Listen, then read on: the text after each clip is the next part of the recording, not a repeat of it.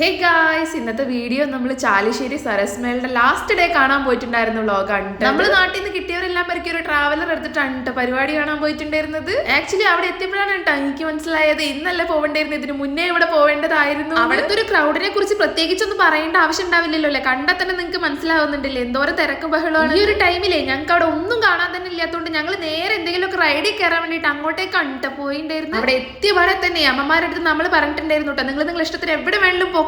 അങ്ങനെ അവരെ പറഞ്ഞു വിട്ടിട്ട് അവിടെ തെണ്ടി തിരിഞ്ഞ് നടക്കലായിരുന്നേ ഞങ്ങളുടെ പരിപാടി. നമ്മൾ എവിടെ കയറാം, ഏതിലെ കയറാൻ പോണേ? ഈ ഒരു ആവേശം ഒന്നും അതിൽ കയറി പകുതി ആയപ്പോഴേക്കും ആരുടെ മുഖത്ത് ഞാൻ കണ്ടിട്ടുണ്ടായിരുന്നില്ല. ഒരാൾക്കാണെങ്കിൽ 100 രൂപയായിരുന്നു കേട്ടോ ഇതിൽ കയറാൻ. ആൾക്കാരുടെ ബഹളം കണ്ടപ്പോ തന്നെ പൊന്നു പറഞ്ഞിട്ടുണ്ടായിരുന്നു കേട്ടോ ഞാൻ വരുന്നില്ല എന്ന്. അതുകൊണ്ട് അവളെ താഴെ നിർത്തിയിട്ടാണ് കേട്ടോ.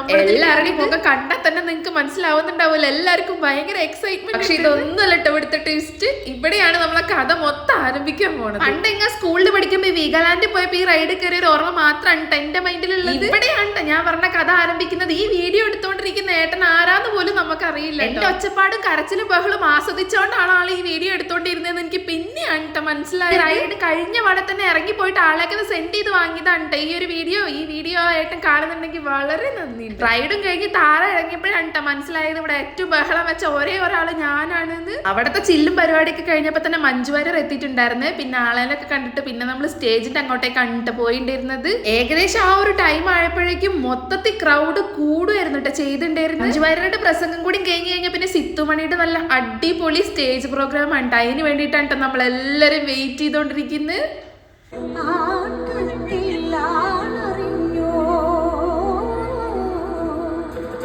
അറിവുകളുടെ അകം കണ്ടു